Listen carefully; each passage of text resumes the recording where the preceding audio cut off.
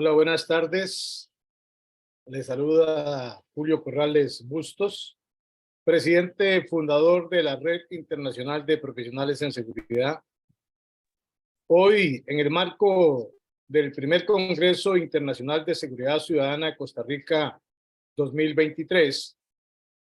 continuamos con nuestras conferencias y para nosotros es un honor contar esta tarde con la presencia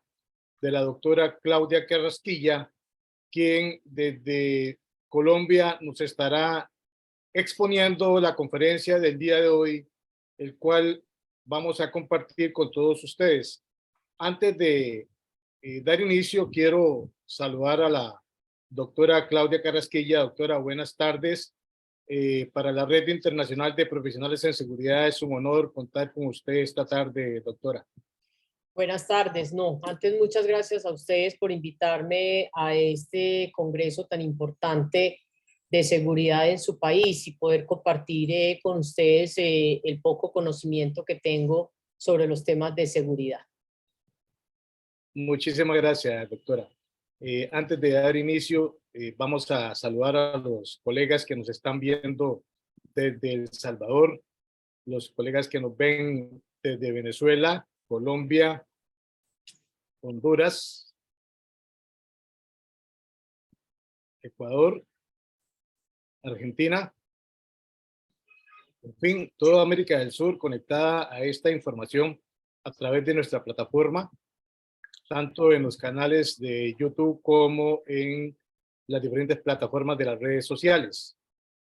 De verdad que es un honor siempre y un gran gusto cuando tenemos esta audiencia que nos está monitoreando día con día todo el trabajo que la red internacional hace para beneficio de todos ustedes. Agradecerle antes que nada al señor presidente de la República de Costa Rica, quien, don Rodrigo Chávez, estuvo con nosotros participando a través de su representante en el Congreso presencial que tuvimos el día jueves. También al señor ministro de Justicia, a los diferentes diputados de las diferentes fracciones de la Asamblea Legislativa, a las diferentes entidades diplomáticas que nos acompañaron, a todos los ciudadanos que estuvieron compartiendo con nosotros este día. Así es que de esta manera agradecemos también a nuestros patrocinadores que nos han acompañado a través del curso de este Congreso.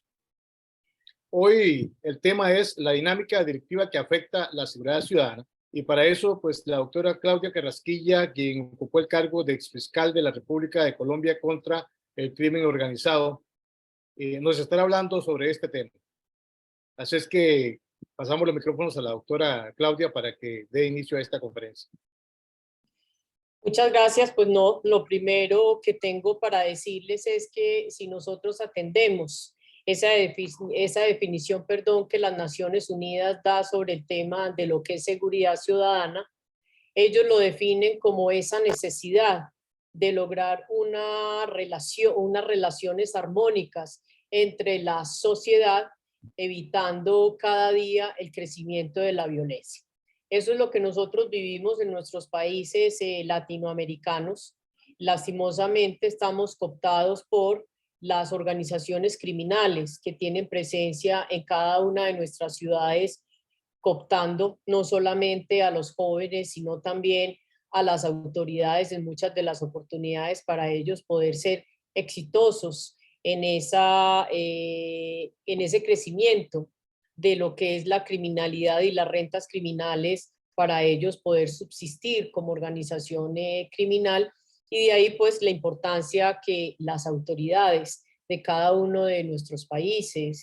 como el de ustedes en Costa Rica, que vienen teniendo unos índices muy altos de inseguridad derivados prácticamente del tema del narcotráfico, como sucede en la mayoría de los países de Sudamérica y en nuestros países en Latinoamérica, y es un flagelo pues que es de orden internacional y que es lo que afecta el crimen transnacional, inclusive porque traspasa esas fronteras, pero en nosotros se queda ese mercado local que hace o dificulta mejor el manejo de la seguridad ciudadana en cada uno de nuestros territorios.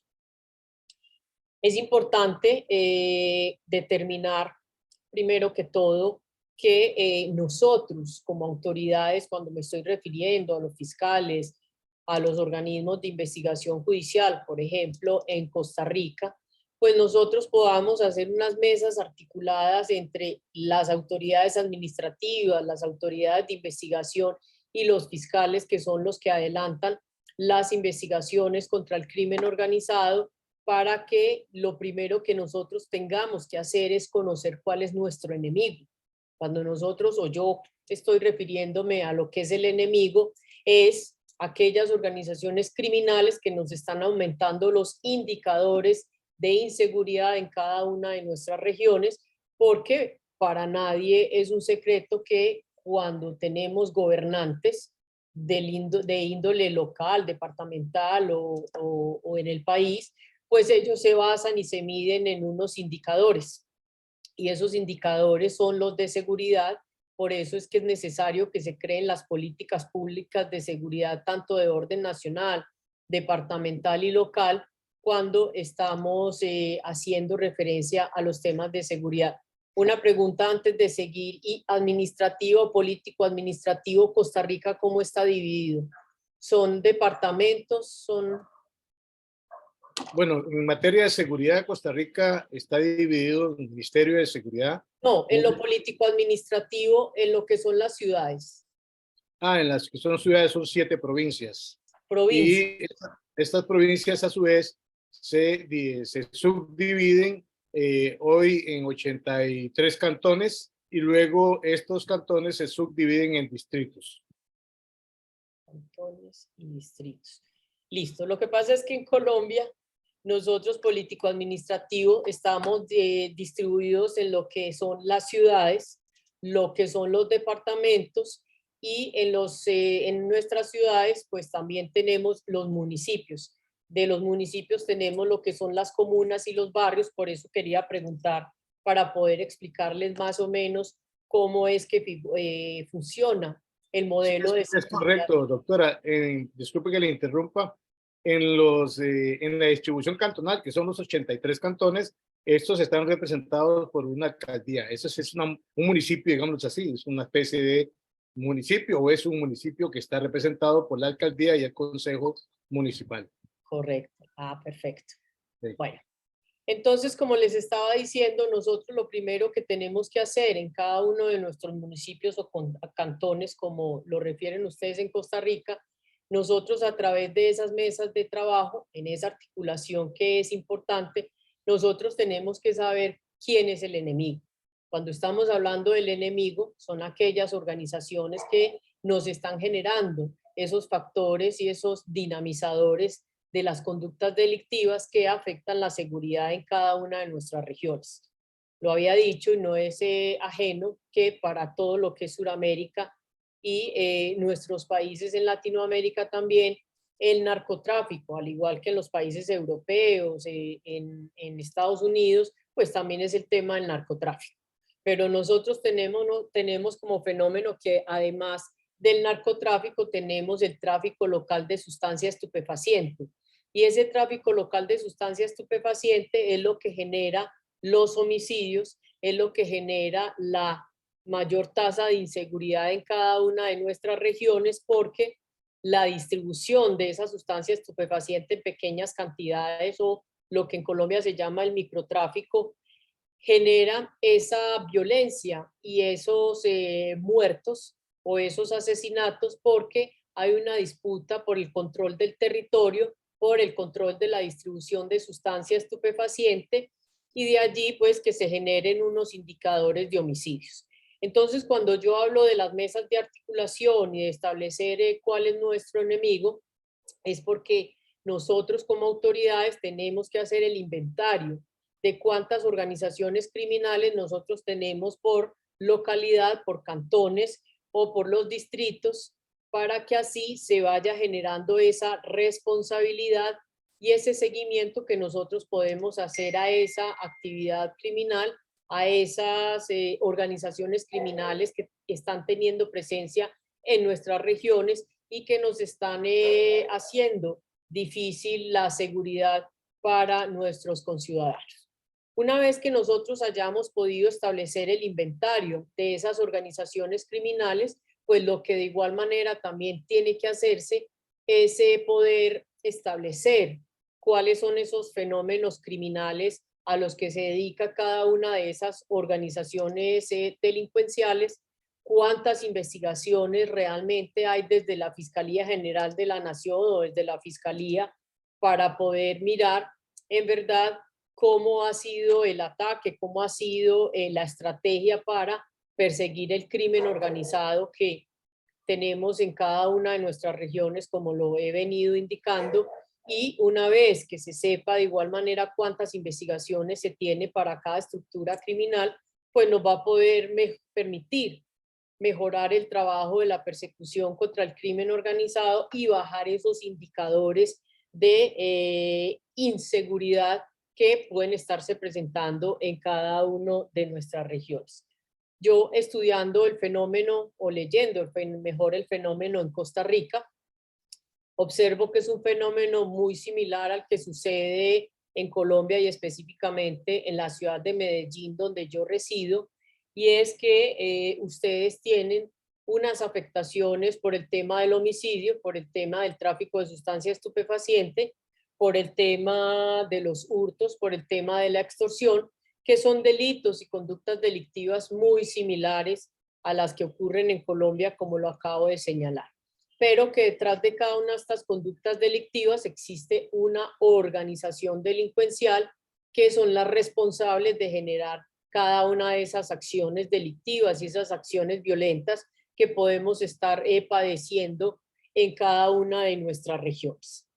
Entonces, siguiendo con el hilo conductor de esas mesas de trabajo que yo vengo proponiendo y que fueron exitosas en Colombia para la persecución del crimen organizado, una vez también establecidas cuántas denuncias y cuántos fiscales tenemos destacados, cuánta policía judicial tenemos destacado para poder adelantar esas investigaciones, es que nos va a permitir ejercer un mayor control, un mayor seguimiento sobre esas acciones delictivas y sobre esas acciones de reacción y de investigación, al igual que de prevención, que si bien es cierto, la Fiscalía no está investida para prevenir el delito, porque eso es propio de las autoridades de policía, también es cierto que dentro de esas mismas mesas de trabajo, pues tiene que estar articulada la Policía Nacional para nosotros, para ustedes es la Guardia,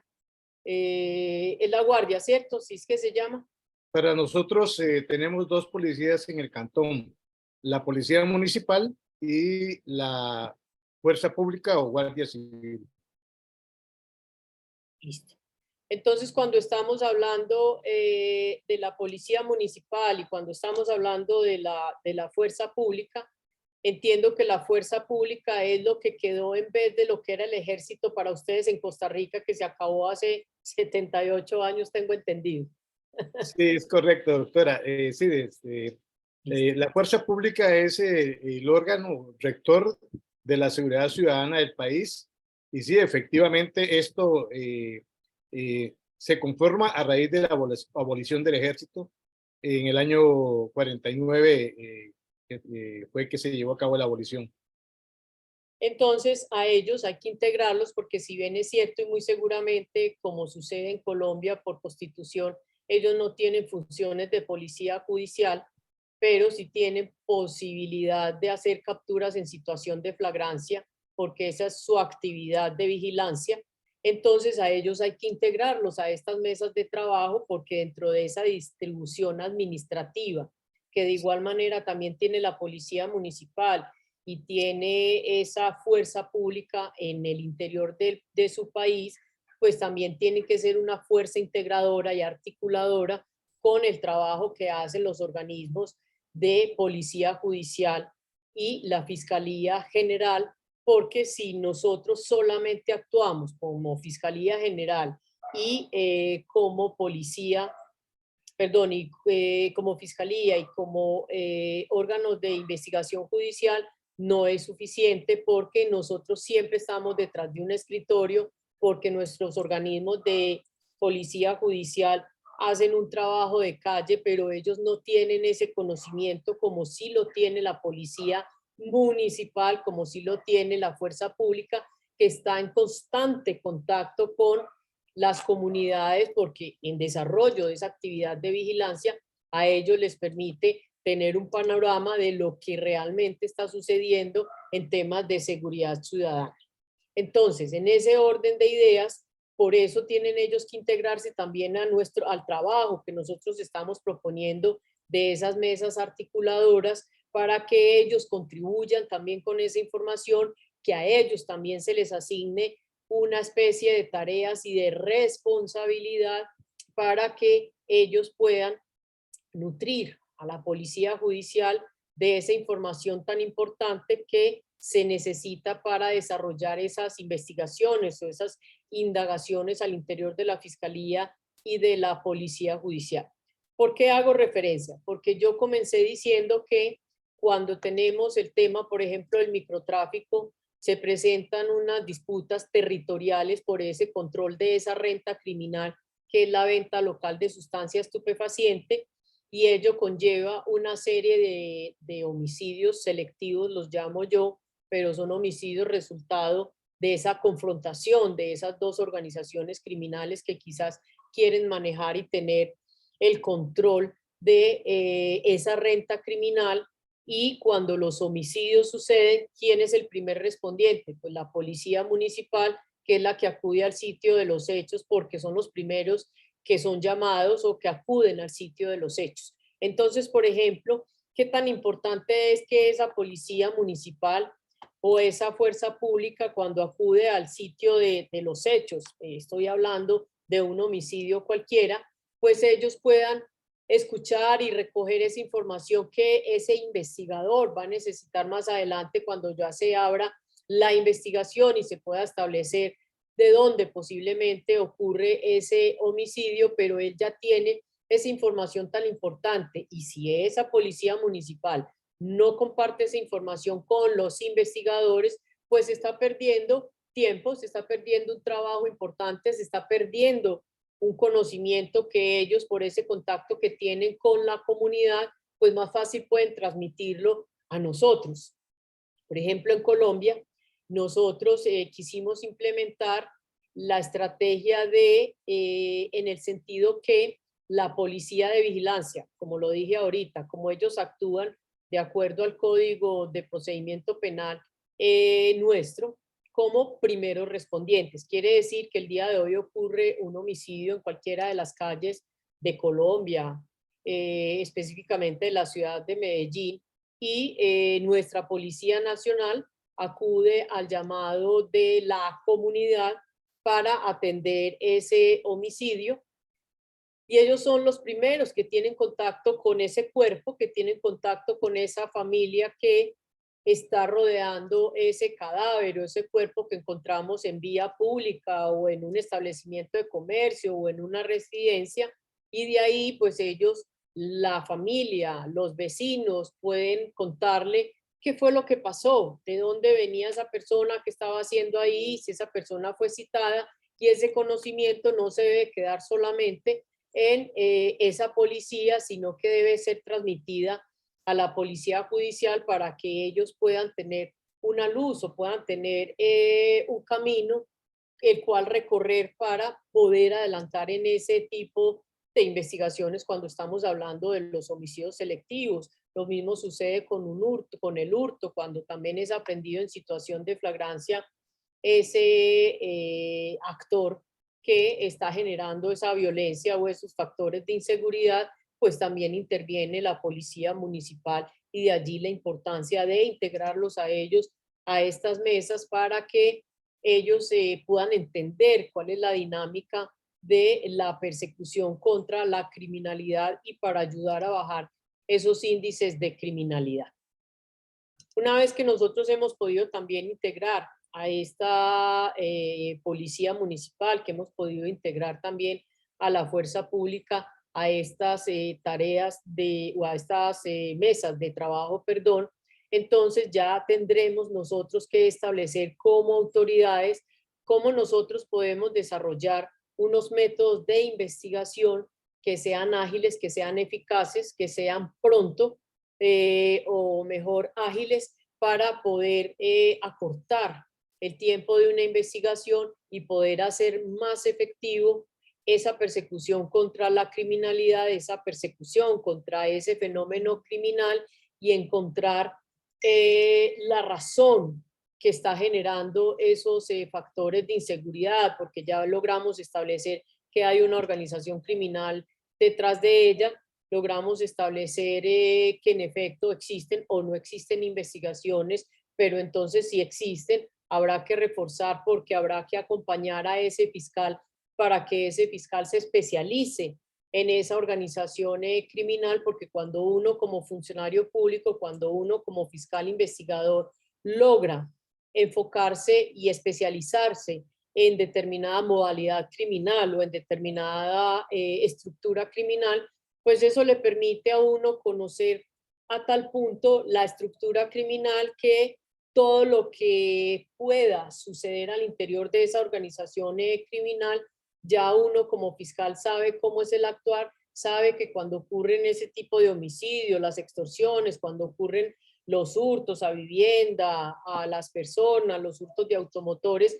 es porque pertenece a una estructura criminal que esa es su renta criminal específica o la extorsión, y eso es lo que nos permite a nosotros manejar de mejor forma esas investigaciones, ese conocimiento que se tiene sobre esa estructura criminal, y de allí pues la importancia de la especialización de los fiscales y la policía judicial. Y por qué también la necesidad de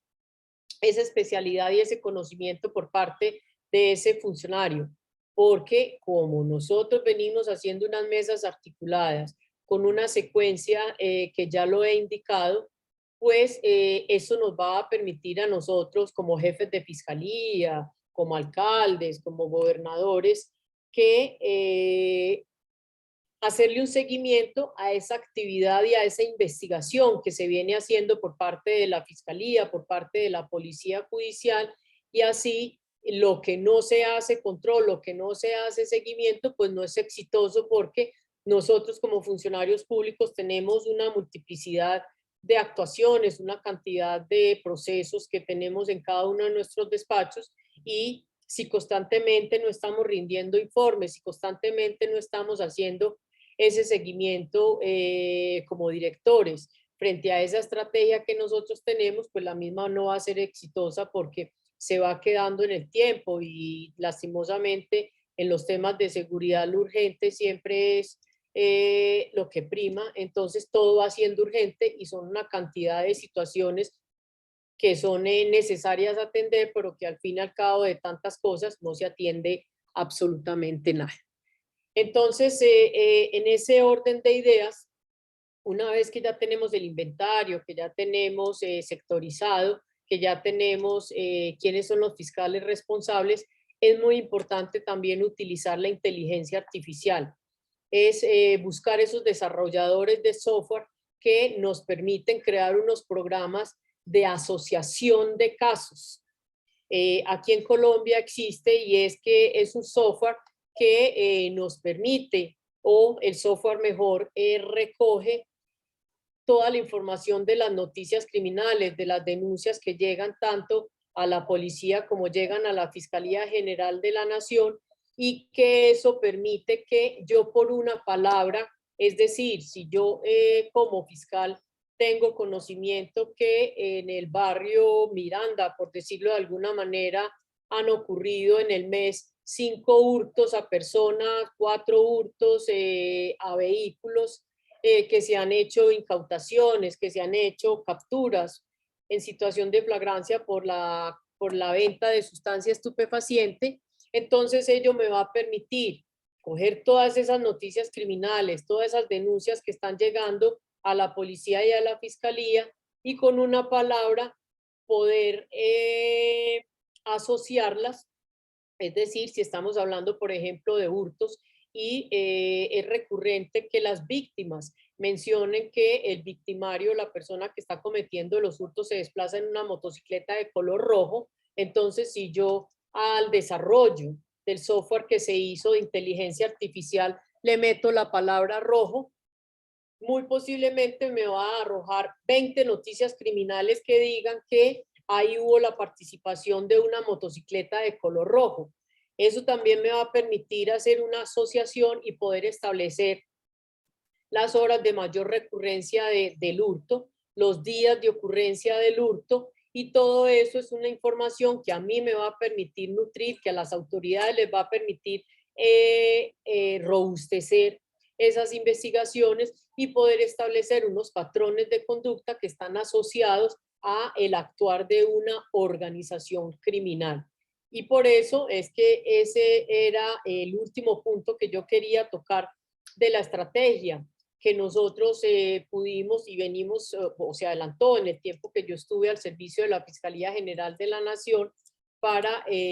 poder perseguir el crimen en cada una de las ciudades, que esto nos bajara esos indicadores de seguridad ciudadana, cuando nosotros a raíz y en razón de esa información que nosotros vamos recogiendo en esas mesas de trabajo, vamos obteniendo mejores resultados, vamos logrando perseguir la criminalidad, identificar todos esos actores criminales, que es otro de los factores, y es la dificultad en la mayoría de las oportunidades, porque los delincuentes pues no quieren ser reconocidos, los delincuentes no quieren ser identificados, y por eso siempre actúan detrás de un alias, de un nombre ficticio, de una actividad siempre soterrada para que finalmente no se descubra quiénes son ellos, cómo está compuesta la organización criminal, y por eso es tan importante ese trabajo articulado que se haga por parte de nosotros como autoridades para que finalmente pueda pues determinarse qué es lo que está pasando, cuál es el fenómeno, qué es la organización criminal que hay detrás de esa actividad ilícita. Yo lo dije ahorita y lo sigo insistiendo, cuando nosotros estamos hablando de organizaciones criminales, toda organización criminal siempre tiene una renta criminal, porque ellos operan de la misma manera que opera una empresa cualquiera, donde sabemos que una empresa comercial tiene su gerente, tiene su departamento de comercio y tiene sus trabajadores, que son los que fabrican esos insumos o lo que el objeto social al que se dedica la empresa. Lo mismo sucede con una organización criminal. Ellos tienen una actividad, ellos son piramidales y ellos tienen un mando principal, que son los jefes o los cabecillas, tienen unos mandos medios, que son los que se encargan de manejar todo el tema de la logística, de todas las actividades, y tienen una base, que son los que se dedican a realizar todas las actividades. Si estamos hablando de la venta de sustancias estupefacientes, es cómo tienen o manejan esas plazas de vicio, cómo ellos cometen y ordenan esos homicidios selectivos cuando hay personas dentro de esa confrontación que ellos tienen por esa lucha de territorios. Y si estamos hablando de otra modalidad delictiva, la extorsión es exactamente lo mismo, pero siempre toda organización criminal tiene una renta criminal de la cual él se pueda nutrir, de la cual pueda tener ese músculo tan importante para ellos como estructura criminal, porque es lo que les permite consolidarse, lo que les permite tener territorio, lo que les permite tener armas, es lo que les permite tener un número de integrantes que les permita posicionarse como organización criminal, y allí pues que sea tan importante que nosotros podamos haber adelantado todo este trabajo. Seguido de lo que acabo de señalar, pues también es muy importante que de forma paralela se inicien las investigaciones por lavado de activo y extinción de dominio contra esos mismos miembros de esas organizaciones criminales, y ello en razón que si no se persiguen las finanzas de la estructura criminal, si no se persiguen las finanzas de los cabecillas principales de esas estructuras criminales, pues ellos van a seguir delinquiendo, porque ellos van a seguir aumentando esos recursos económicos que ellos tienen, les va a permitir consolidarse como jefes supremos o jefes máximos de las estructuras criminales, y eso genera el poder que ellos necesitan, y por eso es necesario hacer una investigación paralela entre lo que es lo judicial y entre lo que es la persecución de los bienes de las estructuras criminales para poderlos ir afectando. En Colombia, por ejemplo, para los años 80, 90, el tema de el secuestro era un tema de una renta criminal que tenían tanto la delincuencia común como lo que era la guerrilla en nuestro país, y eso le dejaba pues obviamente unos ingresos muy importantes, porque por un secuestro se pedía lo que en Colombia pueden ser 1.000, 2.000 millones de pesos, que es una cifra muy elevada de dinero, y cuando se especializa esa modalidad criminal, esos fiscales empiezan a perseguir sus finanzas, el secuestro termina por acabarse en Colombia. Ahora nuevamente con la presencia de estos grupos armados se ha venido aumentando el tema de los secuestros, pero así logró combatirse mucho el tema del secuestro y bajarlo casi a esa mínima expresión como modalidad delictiva. Aparte del tema financiero, pues también hay que pedirle a las autoridades administrativas y en un trabajo también que se haga con las autoridades, es lo que yo llamo el plan fastidio. Quizás ya me lo habías escuchado en la apreciación que hice también con los compañeros de Argentina, pero es que es necesario hacer unas investigaciones estructurales, que son unas investigaciones que pueden durar aproximadamente un año, pero como nosotros tenemos que hacer presencia en los territorios para que el Estado pueda ejercer esas funciones que tiene de dominio sobre las estructuras criminales, pues también hay que hacer presencia en los territorios con unas operaciones más pequeñas, con unas operaciones sostenidas que nos permitan, de acuerdo a la información que hemos obtenido, no solamente de las investigaciones, sino de esas mesas de trabajo y de la inteligencia que manejen nuestros organismos de policía judicial, nuestra policía municipal o aquellos órganos que están investidos para manejar los temas de inteligencia en Costa Rica, que nos permitan recoger esa información y actuar de manera contundente, de manera permanente contra esas estructuras criminales. Nosotros, por ejemplo, en Colombia nos diseñamos lo que llamábamos el plan fastidio. Y el plan fastidio era que, como acá el tema del microtráfico es uno de los temas de mayor presencia en cada uno de los territorios y como la investigación estructural se demora aproximadamente un año, año y medio, porque entonces tenemos las interceptaciones, las declaraciones y todo el recaudo del elemento material probatorio para poder abrir esa indagación y poder sacar las órdenes de captura, pues nosotros diseñamos con la policía judicial la posibilidad de hacer unas investigaciones que nosotros llamábamos investigaciones express. Eran unas investigaciones que no podían durar más de 3 meses. Lo máximo que podía durar esa investigación era 6 meses. Era una investigación en la que nos diseñamos una estrategia en el que podíamos reducir y acortar los tiempos para que esa investigación tuviera el mismo resultado que una investigación estructural de un año, porque a través de unos métodos de investigación muy sencillos, y aquí paso a hacerte una pregunta y es, ustedes tienen dentro del Código de Procedimiento Penal la vigilancia y seguimiento. Ese proceso se realiza a través del Poder Judicial, lo que nosotros aquí en Costa Rica, doctora, llamamos el Organismo de Investigación Judicial, OIJ. Ellos son, por decirlo así, la policía represiva. Ellos tienen a cargo realizar ese trabajo de seguimiento de las diferentes investigaciones que tienen ellos en agenda. Ahora existe otro cuerpo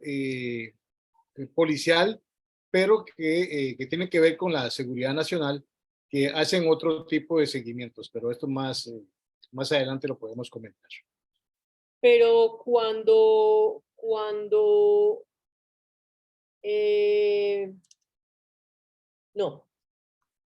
la OIJ de ustedes y los fiscales pueden hacer una actividad de vigilancia y seguimiento a la organización criminal o a la persona que hace parte de la organización criminal. Sí, claro, sí es correcto. De hecho, esa es una de las estrategias más importantes que tiene nuestra Policía Judicial, llevar a cabo esos seguimientos y esas investigaciones sobre esos grupos en los cuales ellos ya tienen noticia criminal de que están operando en el país. Perfecto. Entonces, dentro de esa actividad que es posible realizarla por parte de los organismos de policía judicial para ustedes, nosotros aquí en Colombia lo que hacíamos era exactamente lo mismo. Como el fiscal emitía la orden de vigilancia y seguimiento para la organización criminal o para la actividad criminal, esta vigilancia y seguimiento a nosotros lo que nos permitía era en tiempo más corto poder establecer cómo era la dinámica de la organización criminal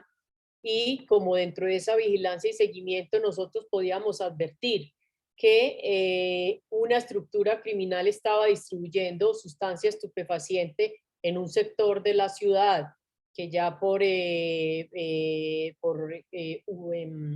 controles, que de igual manera, pues por controles telefónicos, que de igual manera por verificaciones que se hace, se podía establecer que esa zona es dedicada a la venta de la sustancia estupefaciente. Centrábamos la atención en ese punto, en ese sector, porque la policía nos daba la información y a través de esa vigilancia y seguimiento, pues empezábamos a seguir a esa estructura criminal con las cámaras espías, bueno, con los métodos que se tiene para hacer esa vigilancia y seguimiento. Y de esa vigilancia y seguimiento, y una vez que nosotros conocíamos cómo funcionaba toda la operación criminal para la venta de la sustancia estupefaciente, es decir, quién vendía en la mañana, quién vendía en la tarde, quién vendía en la noche,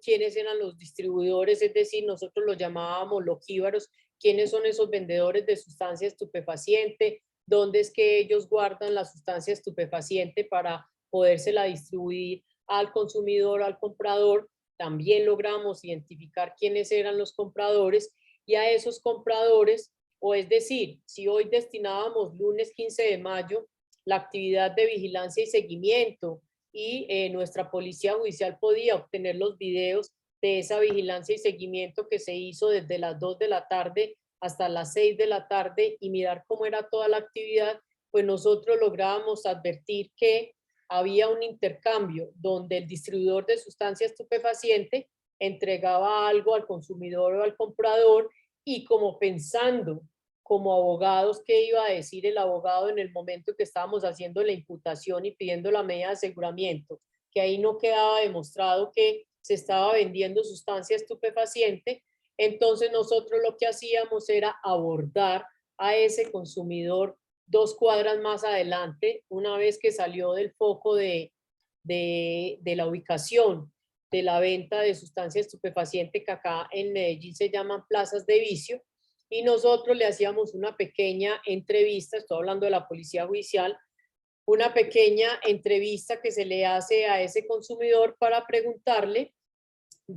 qué era lo que había acabado de comprar, cuánto costaba lo que había acabado de comprar, le hacíamos la descripción física de su ropa y de su rostro, que era fácilmente contrastada con esas horas de grabaciones donde nosotros a través del video pudimos observar que era la persona con la misma camiseta de rayas que habíamos abordado. Le solicitábamos, perdón, que de manera voluntaria nos entregara esa dosis de sustancia estupefaciente que él llevaba en su bolsillo, en su bolso, en su mano, y esto lo mandábamos para hacer la prueba preliminar de homologada la PIPH, y con eso lográbamos 3 cosas. La primera, saber que era la misma persona que aparecía en el video, que el intercambio que están haciendo no es de manos, sino que realmente estaba adquiriendo una sustancia estupefaciente y la estaba comprando. 2, estábamos estableciendo que es la misma persona. 3, que en efecto lo que había acabado de adquirir era sustancia estupefaciente, y con 3 o 4 de estas personas nosotros podíamos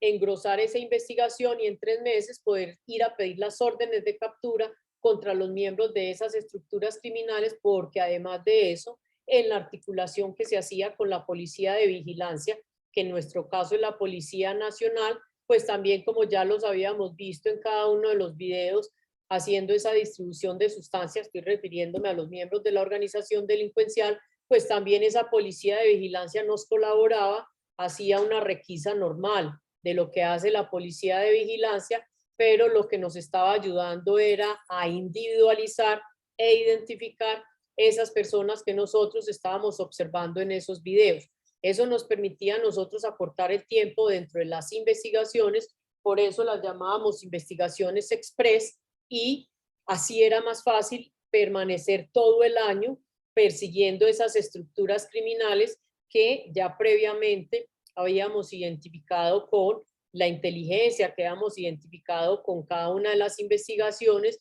mientras al año o al año y medio salía la investigación macro contra toda la estructura criminal, pero los íbamos golpeando y eso hace que se diezme mucho la capacidad de la estructura criminal porque si de manera recurrente, de manera permanente, estamos atacándolos, estamos generando presencia institucional y estatal, pues eso no permite que ellos a sus anchas estén delinquiendo, que ellos a sus anchas estén relacionando o desarrollando mejor esas actividades criminales. Se reduce el tema de los homicidios por ese control territorial, porque hay permanencia de la policía allí tras esas investigaciones que nosotros estamos adelantando,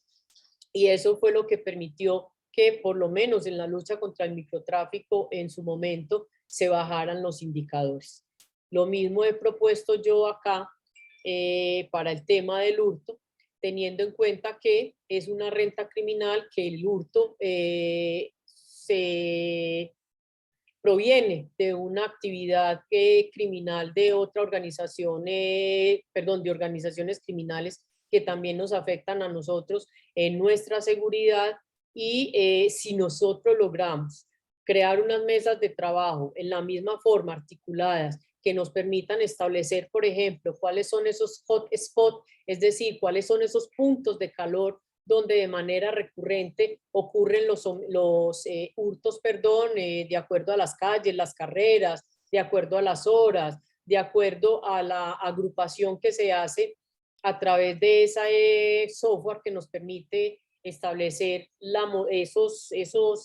puntos tan sencillos de las actividades criminales. Pues eso nos va a permitir también mejorar esa persecución contra esa expresión y esa modalidad criminal del hurto, cuando estoy haciendo referencia a ese delito, que es otro de los delitos de la verdad que afecta mucho los indicadores de seguridad en cada uno de nuestros países, y es la misma metodología que nos permite establecer quién está detrás de esa renta, de esa modalidad criminal que pues nos viene afectando. Ustedes tienen el fenómeno de la extorsión también, ¿verdad? Es correcto, doctora, sí. Se han estado dando casos de secuestro express, por ejemplo, que es lo que llamamos nosotros acá estos secuestros rápidos. Muy recientemente se está dando la modalidad del asalto a viviendas donde le solicitan a los moradores las cuentas bancarias, tarjetas, y se van a vaciar los cajeros. Esa es otra modalidad que muy recientemente se está utilizando por parte de las bandas criminales. El secuestro express se estuvo dando un poco más seguido años atrás. Sin embargo, por alguna razón se desconoce. Si las noticias no nos dicen, la policía no nos dice claramente si el secuestro express está activo, pero sí conocemos de ese tipo de secuestro que se da en las viviendas para poder hacer uso de las tarjetas y luego vaciar los cajeros. Cuentas Y bancarias. no hay la modalidad que las organizaciones criminales estén pasando por las casas, por las viviendas, estén pasando por las tiendas, por los establecimientos de comercio o al sector del transporte para cobrarle una cuota por la seguridad. No lo tenemos ampliamente aplicado a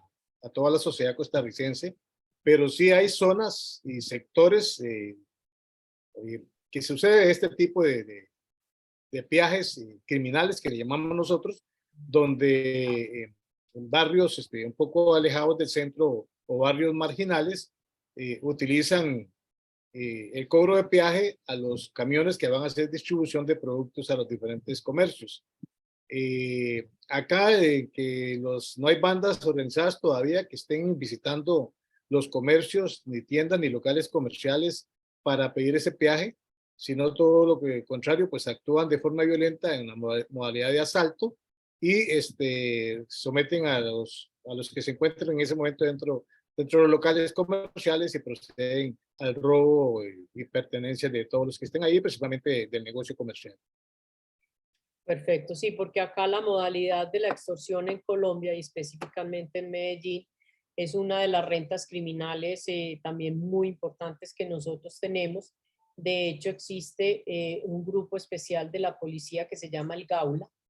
que es el encargado no solamente de investigar los temas de los secuestros, porque se siguen presentando los secuestros, sino que también se presenta la extorsión, que es el cobro de impuestos a las casas, a los vehículos, a los camiones distribuidores de productos básicos de la canasta familiar en los diferentes barrios o comunas, como lo llamamos acá. Y por eso les iba a hablar de esa modalidad criminal, porque es una modalidad criminal que para los criminales acá en Colombia es muy fácil porque no tienen que invertir, a diferencia de la compra de la sustancia, perdón, de la venta de la sustancia estupefaciente, pues el grupo criminal tiene que comprar la droga para poderla vender. Aquí no hay que comprar absolutamente nada porque simplemente le pagan a un menor de edad o al integrante de la organización criminal de la base más elemental, que ellos vayan y le digan, el patrón le mandó a cobrar la seguridad por esta semana y son 60.000 pesos, son 50.000 pesos, entonces ahí no hay que hacer mayor inversión económica y por eso, por ejemplo, en Colombia es tan rentable el tema de la extorsión, al punto que se ha disparado en un 44% con respecto a los años anteriores, se ha cuadriplicado en la modalidad de esa renta. Como Costa Rica tiene mucho nexo y mucha relación con Colombia por el tema del narcotráfico, por el tema de compartir todas esas acciones delictivas, sería muy importante que ustedes estuvieran pendientes también de esta modalidad, de esta renta criminal, para que a ustedes en Costa Rica no les vaya a coger ventaja, por decirlo de alguna manera y de manera vulgar, pues si me disculpan, esta modalidad de criminal que la verdad es muy ruinosa, porque yo como pequeño comerciante de una tienda en un barrio, pues yo no voy a tener mayores ingresos ni mayores ventas más allá de lo normal que me permita a mí surtir con mi comercio y venderle a los residentes de la zona, y encima de eso yo tener que pagar un impuesto, o porque yo dejo mi vehículo parqueado al frente de mi casa porque no tengo garaje, entonces también tengo que pagar un impuesto a la seguridad. Eso no es justo y eso es una modalidad criminal que acá en Colombia es perversa y tiene mucha presencia y mucha ocurrencia. Me parece muy importante, doctora, ese tema, que aunque no tenemos noticias de que esa modalidad se esté realizando en Costa Rica, como bien usted lo señala, no podemos descuidarnos porque por la cercanía que nos encontramos con ustedes, es muy posible que muy pronto esa modalidad nos esté afectando. A mí me gustaría preguntarle, doctora, si ustedes tienen identificado los grupos o esas bandas criminales que están realizando ese tipo de acción delictiva. Nosotros acá en Colombia, por una directiva del Ministerio de Defensa, se dividieron lo que es desde el Estado, cómo están conformadas las organizaciones criminales. Entonces, por ejemplo, nosotros en Colombia tenemos los GAO, que son los grupos armados organizados, de acuerdo a esa directiva 017. Allí se establece cuáles son los parámetros y los requisitos para considerar que una organización es un grupo armado organizado. Por ejemplo, ¿qué son grupos armados organizados? Clan del Golfo, que me imagino que lo han escuchado mucho, el ELN, son esas dos estructuras que se consideran ahora como GAO, porque también están las disidencias de las FARC, que son aquellos grupos de narcotraficantes que quedaron o que derivaron de nuestro famoso proceso de paz en el año 2016, de lo que era la guerrilla de las FARC, y que luego del proceso de paz, comenzaron con 200 hombres y hoy tienen un ejército de 7.000 hombres que no son una estructura como era anteriormente la guerrilla, que hacía oposición al gobierno, sino que ahora se dedicaron al tema del narcotráfico, al tema de la extorsión. Regresa nuevamente el tema del secuestro como fuente de financiación de esa estructura criminal, pero su delito principal es el narcotráfico. De ahí siguen lo que se considera las GDO, que son los grupos de delincuencia organizada. Ya esos grupos de delincuencia organizada es el crimen común, son las organizaciones criminales comunes que tienen presencia en nuestros municipios lo que para ustedes es las provincias, perdón, sí, lo que para ustedes es las provincias, los cantones y los distritos, para nosotros es en los municipios, los departamentos y en las ciudades, ellos tienen presencia. Son 10, en Medellín, por ejemplo, son 10, y que ellos tienen una característica principal y la característica es lo mismo, el control de los barrios, el uso de las armas de fuego, las rentas criminales con las cuales ellos subsisten y el número de hombres que tienen. Quiero contarle que, por ejemplo, en la ciudad de Medellín tenemos 10 GDO y tenemos 349 GDSO, que son grupos de delincuencia común organizada o pandillas que llaman en Sudamérica y en Latinoamérica, que ese ejército solamente compone en la ciudad de Medellín 7.000 hombres. Entonces es una criminalidad muy difícil de combatir si de manera permanente no se están trabajando en forma articulada esa persecución contra esas estructuras criminales. Y el tercer grupo es el grupo de delincuencia común organizada, que es al que me estoy anticipando y me estoy adelantando, diciéndole que por lo menos en Medellín son 349, en las ciudades principales de Colombia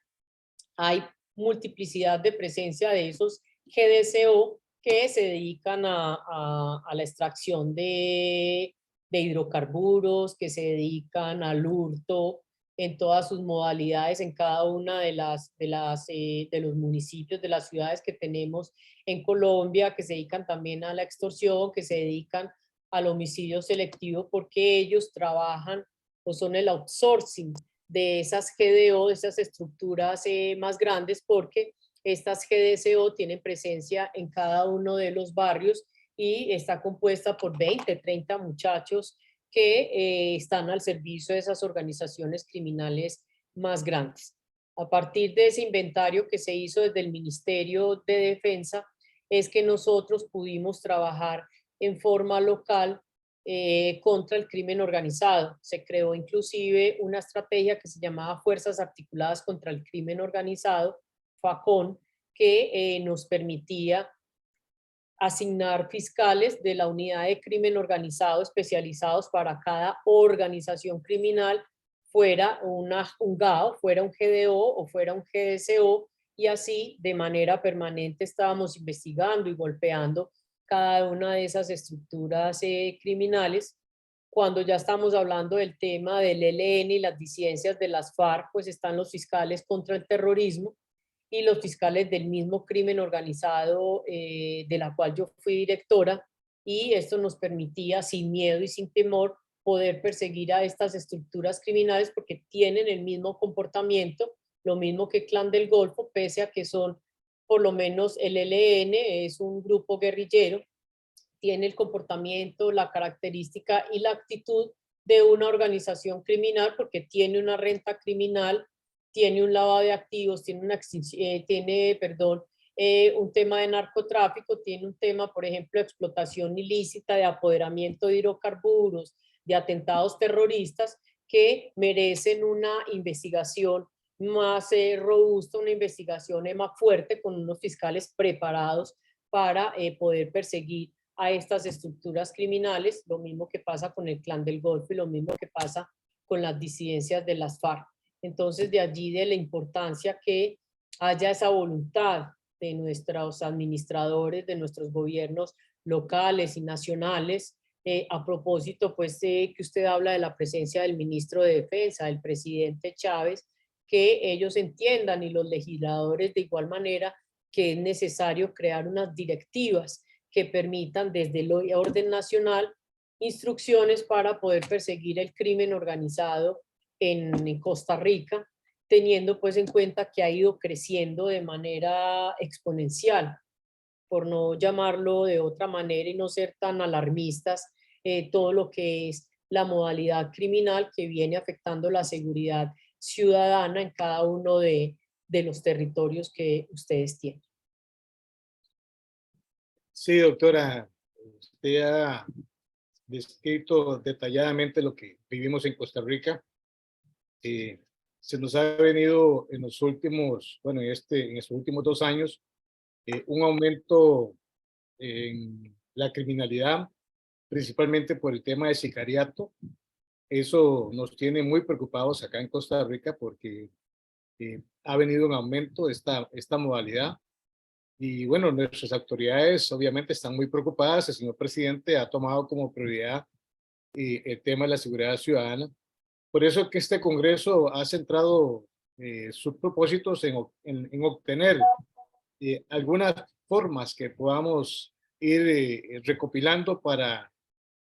presentar una lucha contra el crimen organizado y contra la inseguridad que estamos viviendo, doctora. Es que por eso es muy importante que, por ejemplo, desde la Fiscalía General,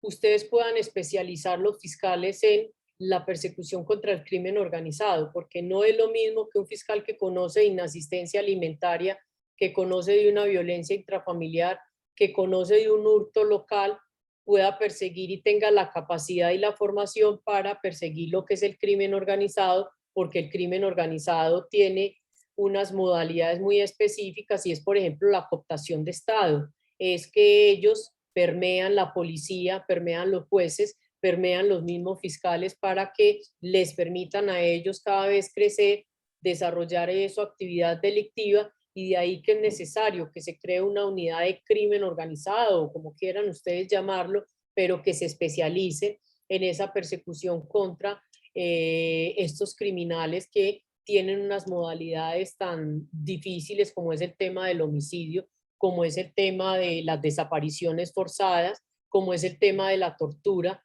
para ellos poderse constituir y consolidarse como organizaciones criminales importantes dentro del país. Entonces, lo primero es eso, es poder crear una unidad, ¿verdad?, de fiscales que estén protegidos, esa unidad también de investigadores dentro de la OIJ, que les permita a ellos también. Yo conocí a algunos de los fiscales en un encuentro que tuvimos en El Salvador hace como 4 o 5 años, pero allá estábamos hablando del tema de la trata de blancas, pero es muy importante también que a ellos se les pueda fortalecer, se pueda crear ese grupo especial de crimen organizado con esa capacitación que se necesita para que ellos puedan estar adelante de la forma como piensan y como actúan estos criminales para poderles hacer frente. Luego ya es el trabajo articulado al que yo hice referencia durante toda esta exposición, de la forma como se puede ir trabajando para lograr una mejor articulación y unos mejores resultados. Y en temas de homicidios, yo lo dije ahorita, es muy importante integrar a la policía municipal y a la fuerza pública, que muchas veces son los que conocen inicialmente el tema del homicidio, pero si ustedes trabajan la persecución contra el microtráfico o contra la venta local de sustancia estupefaciente, les van a bajar esos indicadores de homicidios, porque la presencia permanente en los territorios, en los barrios, en las cantones y en distritos, eso va a permitir reducir esos índices de criminalidad. Y si ustedes, por ejemplo, toman la ocurrencia de esos homicidios y hacen una comparación en paralelo con las plazas de vicio donde se distribuye esa sustancia estupefaciente, van a encontrar que existe una amplia relación entre esos homicidios y esos sectores donde se vende esa sustancia estupefaciente. Y ahí es que no hay que investigar esos homicidios como delitos aislados, como un simple homicidio más u otro homicidio más en la región, sino que ese homicidio se pueda integrar a esa investigación que se está haciendo contra esa estructura criminal y poder hacer una imputación, no solamente por lo que en Colombia se llama el concierto para delinquir, sino que además se pueda imputar de manera individual o particular mejor ese homicidio que está siendo generado por esa disputa y ese control territorial que tienen esas organizaciones criminales. Sí, así es, doctora. De verdad que ha sido muy acertada su ponencia con relación al tema principal del Congreso. Como le mencioné anteriormente, estamos tratando de escucharlos a todos los expertos de los diferentes países que han participado, y en especial a usted, doctora Claudia. De verdad le agradecemos su ponencia, que ha sido enriquecedora, ha sido informativa, tiene todos los ingredientes, ha sido preventiva y sobre todo nos deja atentos a ponerle atención al movimiento de esos grupos que están operando hoy día allá en Medellín, Colombia, donde pues, no dudamos que en cualquier momento pues, este tipo de modalidad de delitos se traslade hasta Costa Rica. Doctora, de verdad, muchas gracias. No sé si se quiere agregar algo más. No, agradecerles a ustedes de verdad por la invitación, disculparme porque no pude estar propiamente en el Congreso, pero sí muy agradecida con ustedes por la invitación, ofrecerle mi conocimiento, mi experiencia para poderlos asesorar a ustedes en lo que necesiten en los temas de seguridad ciudadana, de persecución contra la criminalidad, que es lo que conozco, que es lo que me gusta trabajar y de lo que entiendo mucho para poderles ayudar a ustedes en el fenómeno. Gracias, doctora. Quiero pedirle su permiso y autorización para pasarle su contacto al señor ministro de Seguridad Pública y al señor ministro de Justicia para que lo puedan contactar a fin de ver si podemos, como bien lo ha señalado usted, argumentar de forma conjunta un plan de seguridad que nos venga a dar un poquito de tranquilidad a los costarricenses, ya que en este momento existe mucha incertidumbre. Y desde ya, doctora, quiero invitarla para el próximo Congreso de Seguridad Ciudadana Costa Rica en 2024. Ya Muchas estamos gracias. preparándonos para poder realizarlo el próximo año y esperamos contar de forma presencial con su persona, doctora. Muchas gracias en verdad a ustedes por la invitación. Un fuerte abrazo y una feliz tarde o noche para ustedes. Gracias, doctora. Que Dios me la bendiga. Amén, que estén muy bien, gracias. Gracias, buenas tardes. Y gracias a todos ustedes que nos han estado sintonizando a través de la plataforma de Zoom y las diferentes plataformas de la Red Internacional de Profesionales en Seguridad. Quiero invitarlos porque a las 7:30 de la noche, hora de Costa Rica, estaremos desde México con la doctora Blanca Estela Gómez Torres del Instituto Criminológico Mexicano, que nos estará dando una ponencia igualmente enriquecedora como esta. Así es que los espero en pocas horas, 7:30 de la noche, hora de Costa Rica. Nos vemos pronto.